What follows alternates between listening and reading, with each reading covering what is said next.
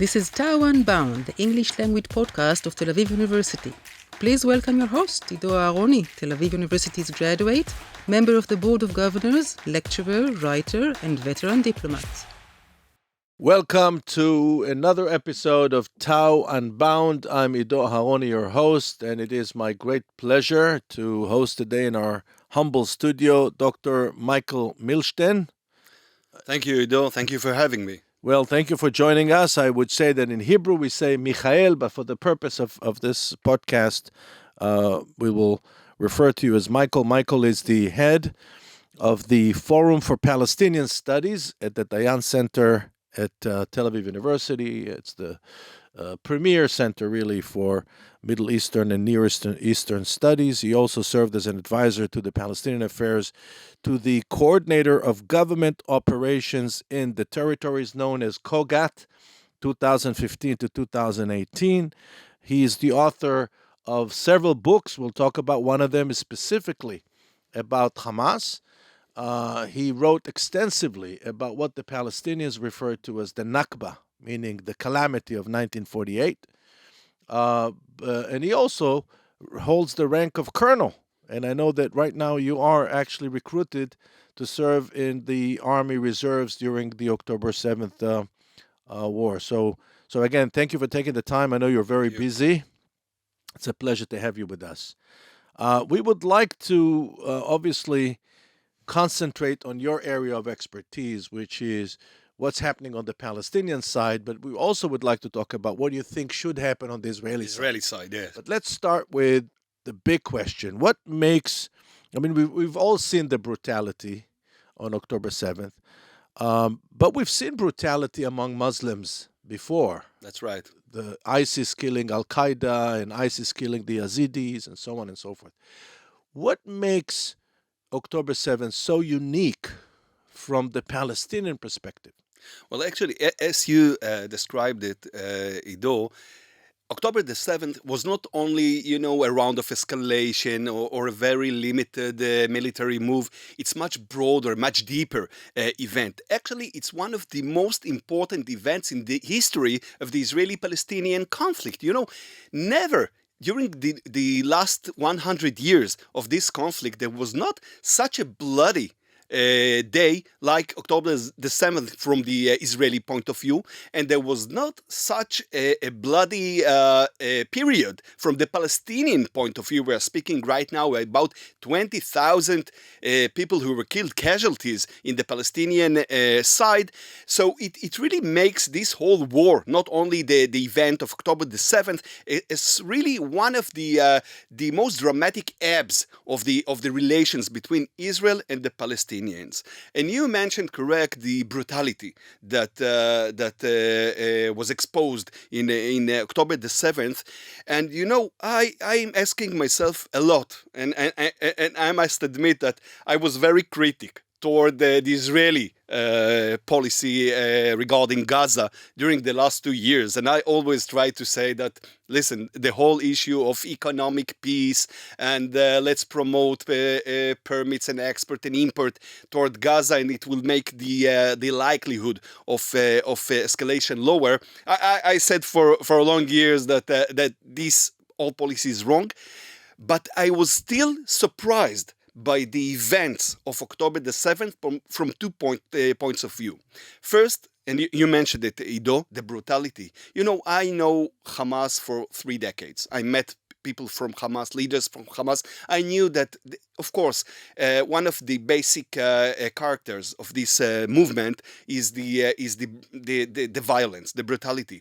But I must admit that such a brutality that was exposed in this day, this horrible day, was much above any the thing I imagined. And the second was the size of the offensive that took place on this dark Saturday. In Israel, in the past, and also in the evening of this event, the October the 7th, we were ready for a much more limited offensive. Maybe 20, 30, 50 Hamas terrorists that will get out of Gaza, maybe try to take one of the bases, maybe try to kidnap a soldier. But 3,000 terrorists in one point, also aerial and naval efforts in the same time, coordinated. This was much above anything that we in Israel were used to. And of course, the intelligence and the decision makers, the political and the military one, thought about and assessed about Hamas. Let me ask you something as a colonel in the army. If I'm thinking about 3,000 well-trained Israeli infantry penetrating a totally civilian area, I would think of a much more devastating damage that they could have inflicted. So in many ways, despite of the fact that we are all shocked by the achievements of Hamas, Sure. Wouldn't you agree that it could have been much worse? No doubt. No doubt, but Ido, everything is relative. If it was one of the Arab armies that they are very trained, they have a lot of advanced ammunition and weapons, so I would agree with you. But this is the first time Hamas, actually led by Yahya Sinwar, promoted such a dramatic offensive. I do assess that in Israel we had some assumptions about Hamas that many of us in Israel. I'm not speaking only about intelligence. I'm speaking also about political decision makers. They assess that they can promote a very limited terror attack. They can penetrate into our territory and commit a terror attack.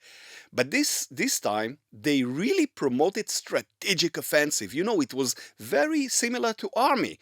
It wasn't an army, it was a guerrilla, but it was so surprising. It was really above all the assessments that had in Israel, and it also proved that the basic image of the Israelis and mainly of the army about Hamas was totally wrong, even twisted about their capabilities and about their intentions. Yeah, and I read somewhere that the real comparison should be to the 1968 Tet offensive by the Viet Cong. By the Viet Cong. And also, a lot of people talk about the comparison between Hamas and ISIS because of the brutality. That's but right. I read somewhere that the actual comparison should be between Hamas and Taliban because these are both governing organizations. But let's go back to the question of, how sides that are defeated in conflict respond. And you wrote an eye-opening piece in which you indicate something very unique. You say the Palestinians are historically unique in the sense that they never accepted their defeat. That's right. And therefore, their view of the world, which is a zero-sum view, prevents them from reaching the conceptual level of compromise. So tell us more about that insight, which I think is profound. Yeah, and I think, Ido, that not only October the 7th, but also the broad responses of the Arabs, of the Muslims in the whole world to this event are also actually giving us a reflection to this assumption. And regarding the Palestinians, but tell us about that response. Tell us about the response. Yeah, we are speaking about since October the 7th, there was not even one prominent intellectual, author, journalist, of course, a politician that said, listen, it doesn't matter what is the broad context of the Israeli-Palestinian conflict. The things that happened on October the 7th were horrible. Those are war crimes. Those are really crimes against humanity. And also crimes against Islam. And I think there were actually three figures in the Arab world that said such a things. The first is Mansour Abbas, the Knesset member, the head of Ra'am, the Joint Arab List that represents the southern branch of the Islamic movement, and he is a very brave leader. He really demonstrate a very a very clear message about what happened on that dark Saturday, and he said this is not Islam, exactly like you said. This is a contradiction to the basic values of Islam. The other one was the Moroccan author Tahir Ben Jaloun, who was very much attacked by the whole Arab world because his criticism against Hamas. And the third one is the Prime Minister of Bahrain, that a month ago also, in a very clear announcement, said Hamas committed war crimes. Those are war crimes. You cannot only, blame Israel that because of the occupation and a lot of years of discrimination. You deserve to be victims of a massacre. It's not reasonable, and unfortunately, as you mentioned, Ido. In the Palestinian discourse, in the political, social, cultural discourse for about 100 years, you see actually two kinds of response. The first one is to be it's not aggressive, it's to be militant. In 1936, in 1947, in the year of 2000, they're always very proud to promote a very what they call glorious attacks against the enemy, against the Zionism. But on the other hand, after about 1 month, a year, 2 years, they became victims. So they are concentrated in the victimization of those events, and you see only two polars, two kind of responses: attacks and being victims.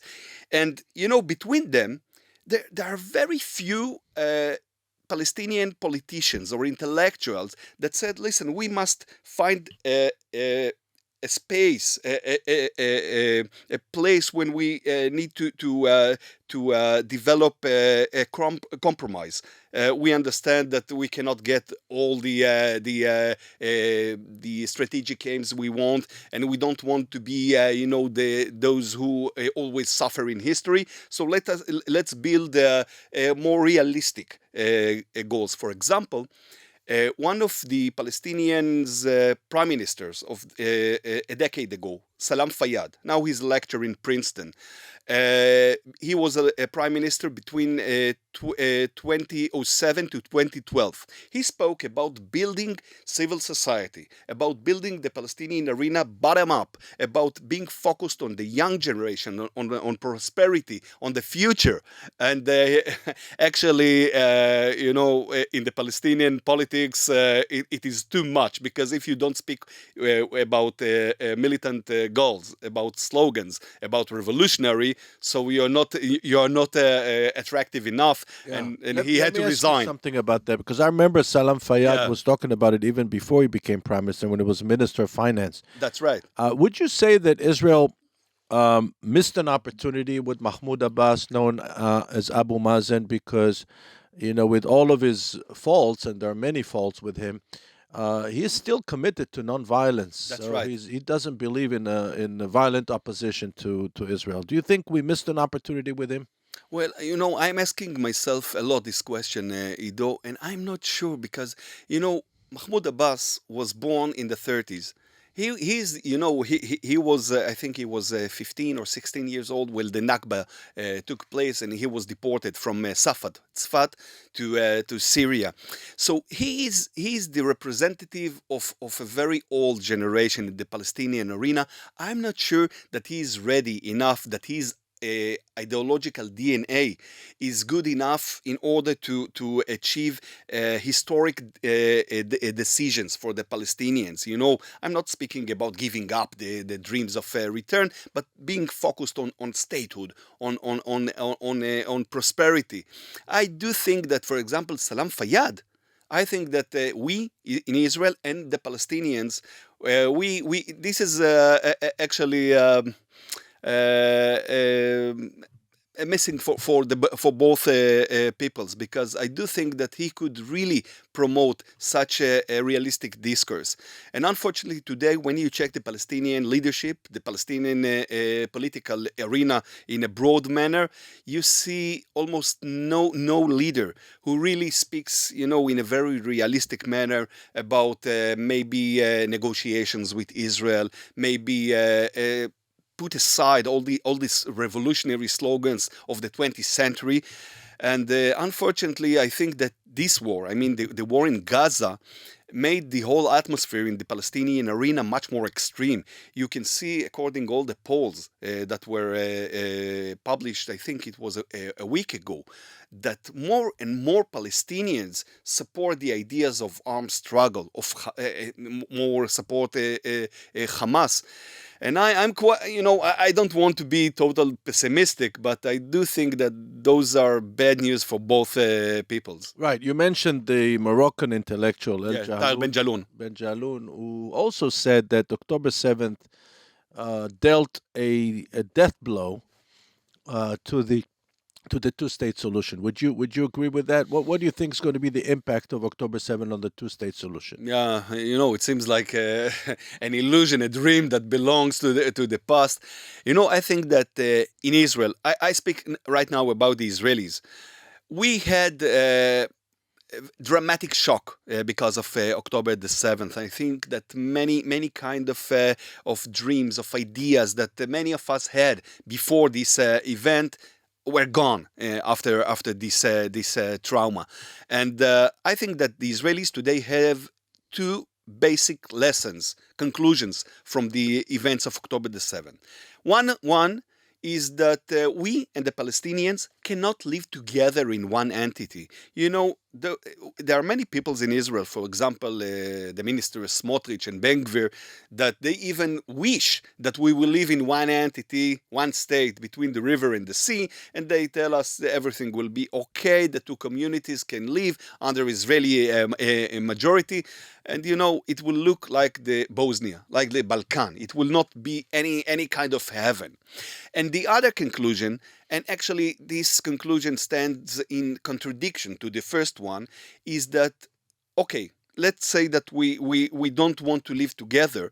A Palestinian independence actually imbues an existential threat to Israel, because the Palestinians, for about 2 decades used the freedom, and Gaza was quite independent after 2005, after Israel retreated from this place. They will use it in order to promote more and more military threat against Israel. So if you're taking those two conclusions, you're asking yourself, okay, what will happen next? And two-state solutions, it really belongs to the past. I do think that we should think about separation, physical one, borders between Israel and the Palestinians in Gaza and in the West Bank. But there is one important point that must be implemented. The borders between Palestine, and I don't care if this entity will called autonomy, state, empire, the borders between this entity and the world, the gates of this entity to the world, cannot be controlled by the Palestinians. I'm speaking about the border between Gaza and Sinai, and I'm speaking also about the Jordan Valley, between the West Bank and Jordan. And I do think that most of the Israelis, after the October the 7th, they understood that, you cannot continue with the same situation regarding the Palestinians. You must promote really historic decisions. And I do just hope that those decisions will be led by a very realistic, very clever leadership in Israel. Yeah, and the question is, more than clever, we need them to be creative. That's right. Because what you're talking about also requires the demilitarization of the West Bank and the Gaza Strip. So That's it's right. not only that they will not be able to control their borders with Egypt and with Jordan, but also within, someone needs to make sure that they're not acquiring the same military capability. I agree with you. And there is another point, Ido. we always, are very focused on the military level of weapons and rockets and all kind of threats. But there is also the question about minds, about consciousness. When we are speaking about future settlement between the two communities, we also need to think about the way the two young generations are educated. And right now, at least in the Palestinian side, the situation is horrible. Of course, in Gaza, the Gen Z was educated. The Jews and Israelis, they are not human at all. You need to promote jihad against them, and this is the aim of your life. The situation in the West Bank is not very much different, and I do think that one of the tasks that the two communities, and maybe also the international community, should promote is a changes in the consciousness of the two peoples, and mainly in the Gen Z. Now, let me ask you something, because I'm a big student of foreign policy, and the Marshall Plan that the United States implemented in both Germany and Japan post World War II is a big success of American foreign policy. And one of the things that they did is exactly what you're talking about. They took two societies that were extremely violent. The German society was responsible for all the calamities of the 20th century. Tens of millions of people died because of them. And through the implementation of education and cultural foundations, we were able to turn them completely around into democratic, peace-loving, pacifistic societies. Amazing. Question is, do you think this can be done with the Palestinians? It's amazing question, because the American thought about those two states when they promoted the war in Iraq in 2003, and they said, and they had the same argument. We had a dramatic success in Japan and in Germany after 45. So why it should be so different in Iraq? And we all know that Iraq is a failure. The whole issue of engineering the minds of people and taking this very tough state and promoting it to the level of democracy and nation state was failed. I do think that regarding the Palestinians, there are two basic problems, very similar to Iraq. First of all, in Japan and in Germany, before the war, they had a very developed civil society and political system. In Germany during Weimar period, and also in Japan before the generals took control over the state, and they could restore this old system. This is not the same situation in the Palestinian area. They don't have enough developed political or cultural or social heritage. The other problem is that both peoples, and mainly the Germans, they really, had a very frank discourse about the past, and they were very, very tough with themselves and said that the past was horrible. We were responsible for war crimes. This is our responsibility. Unfortunately, right now, you cannot find the same discourse among the Palestinians. There is almost nothing that they can describe as a mistake. For example, when you're asking the Palestinians, do you remember 47, the UN resolution about a partition of Palestine? You could have a state. And there is no Palestinian right now that would say, okay, it was very wrong to start a war against the Israelis, because we lost any chance to have a big state, not a small state. And I do think that maybe if there will be another leadership, there will be a younger leadership, there will be a leadership which is much more focused not on the past but in the future. Maybe we will see other kinds of targets, other kinds of discourses in the Palestinian arena. And I do hope, Ido, that I do not mix between assessments and wishful thinkings. Yeah. Because you know what? But since you brought it up, it's an interesting topic. can you share with us some options, some names of people that are being in consideration would you on the Palestinian side for the day after post Mahmoud Abbas? Yeah, it's a big, and even sad question mark because right now, when you check the gallery of the figures that can be the next leaders, they're all they all are coming from the same war, the same political and ideological war. You're speaking about people like Jibril Rajoub, one of the prominent figures of Fatah, which is also a very hardliner ideologically against Israel. You're speaking even about Marwan Barghouti. He's for 20 years in Israeli prison, and maybe he will be released during this war, the current war, because of any future hostages or prisoners deal.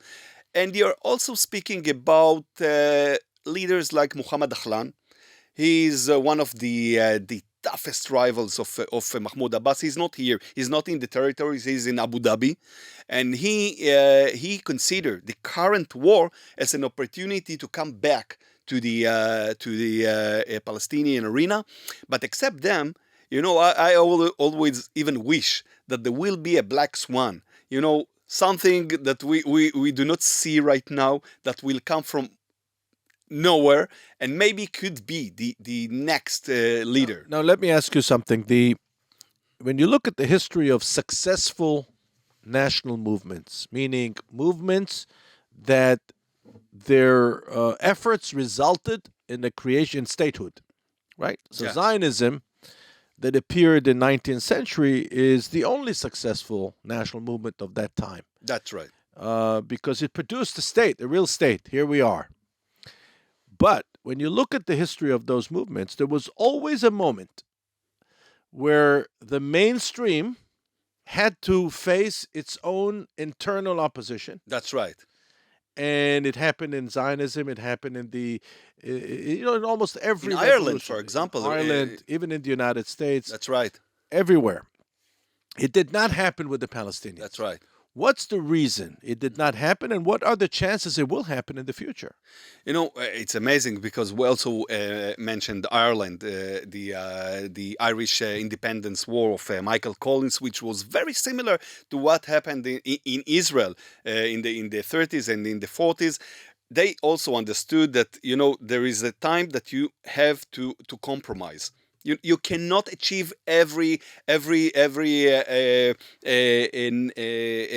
strategic goal you want. You cannot achieve the whole control over Ireland, for example. And the same thing happened also in India under Mahatma Gandhi. Regarding the Palestinians, this is, it's not. I do not want to judge them. Of course, I do not want to to take any paternalistic pattern of thinking. But it's amazing that there was no leader in the Palestinian arena that could really take the whole arena and remove it from the ideological ongoing path of dreams of we will achieve control over all historic Palestine. We will return all the refugees and tell them, listen, those are dreams. Maybe you can implement them in about 100 to 200 years, but not tomorrow. Let's now be focused on society, economy, infrastructure. Those are better things. And when you check, for example, the Mufti, Haj Amin al-Husseini, and Arafat, and of course, Hamas leadership, Abu Mazen is somewhere in between. No one could really, like Ben Gurion, like Michael Collins, and like Mahatma Gandhi, take the whole national movement to much more realistic space. And I think it's a tragedy, but it's a tragedy of the Palestinians because they find themselves in an ongoing ebb. But it's also a tragedy of the Israelis because this is like Siamese twins. We cannot separate from each other. We are tied to each other. So I do think that every negative or a problem of the Palestinians is also our problem, and we should together think and solve it. Now let's talk about the day after. So we are deep After the war. Yes, Yeah. we are deep into the war. The Israeli leadership recklessly promised at the very beginning that they're going to wipe Hamas off the face of the earth. And we all know, especially those of us Israelis that serve in the army, we all know that while it is doable to say, yes, we can neutralize Hamas military capacity, we cannot destroy or eradicate Hamas as a state of mind. No, that's right. So let's assume, for the sake of argument, that Israel is successful disarming Hamas and possibly even expelling the leadership of Hamas. Then what? Do we have a plan? Yeah, and this is the most important question that the Israeli public should ask his leadership right now. What will be in the day after? This is not, an issue that you need to deal about only in the government. This is an issue that should be discussed between the society and the leadership, and the leadership doesn't give. I think, according to my opinion, enough deep and detailed answers to the people. And right now, when we're thinking about the future, I think that Israel faces in front of several alternatives. All of them are bad, and we need to choose the least worst alternative out of them. There are all kinds of, I think, bizarre ideas of, promoting a transfer of the Palestinians out of Gaza to the northern parts of Sinai, and the meaning of this kind of project is actually ruining the relations, the strategic one between the Egyptians and Israel. And I don't think that there is any likelihood for such an idea. There is other idea of controlling directly on Gaza for a long time, and I think that President Biden a month ago actually said in a very clear language to Israel, no go. It won't happen. Of course, you cannot reestablish the settlements in this area. There is a very other bad idea of getting into Gaza, causing a severe damage to Hamas, and as you described it, Ido, also maybe erasing the political and the military capabilities of Hamas, but then to get out of Gaza immediately. And the meaning is that you create a vacuum that will be filled by all kind of even more crazy guys than Hamas, all kind of jihadist organizations. And of course, this is not, we are speaking about a dramatic future threats on Israel. And there are two other alternatives that Israel, I think, should concern in much more serious manner. The first one is to convince the PA to return to Gaza. The main problem is that the PA is very weak. It barely controls the West Bank. For example, in Jenin area and the northern parts of Samaria, they do not control it all. And they, for about 16 years, they haven't been in Gaza. The people in Gaza were educated by Hamas that Abu Mazen is a collaborator with Israel and you should hate him.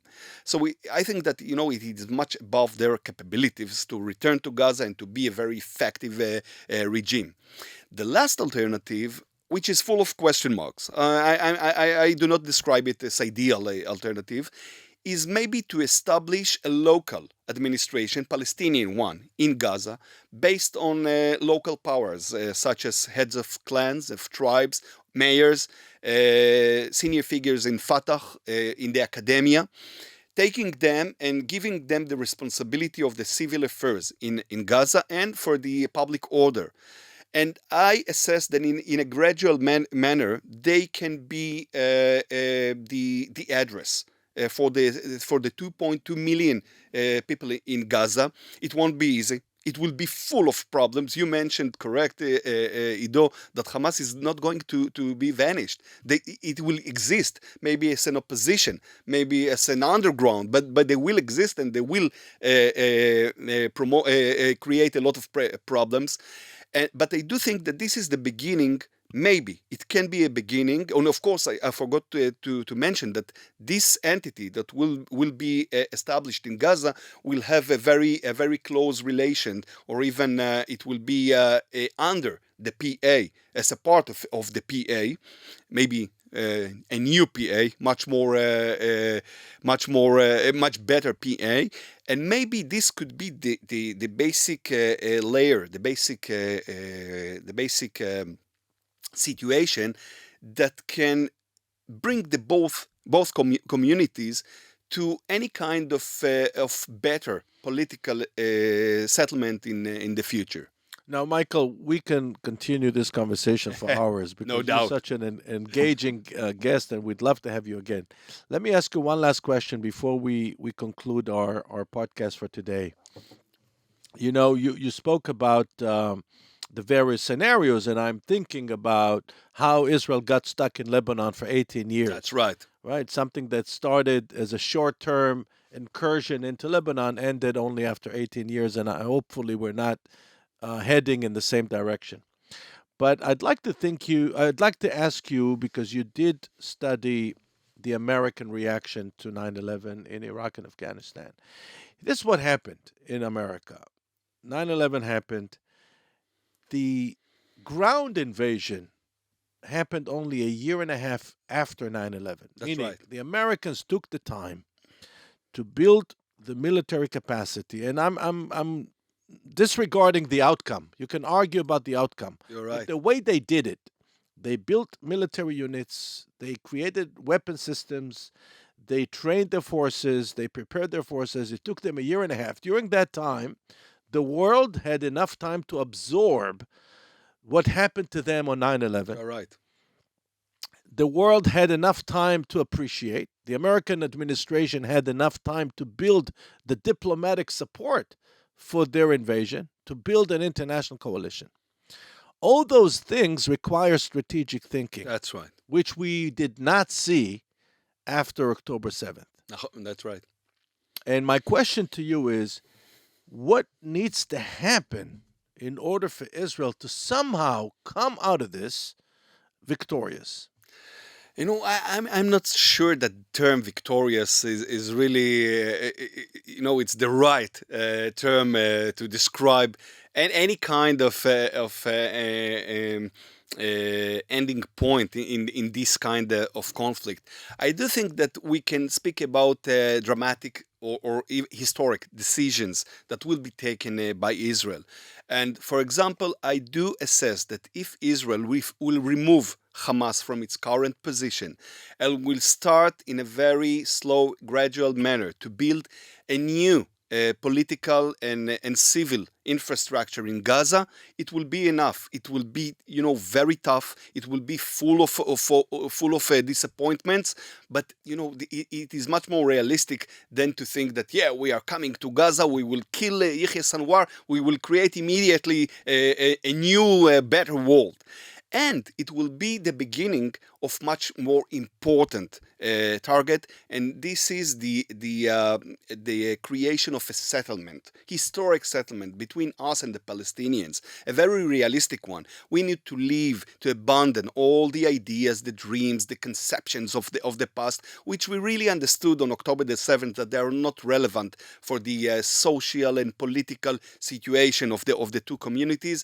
And for all of that, Ido, we need a leadership here in Israel. And I assess that the current leadership in Israel is not. I'm not sure that this is the right leadership that can promote really historic decisions. I do wish that there will be elections and that a new leadership. Maybe even a broader leadership based on a broader coalition will promote such historic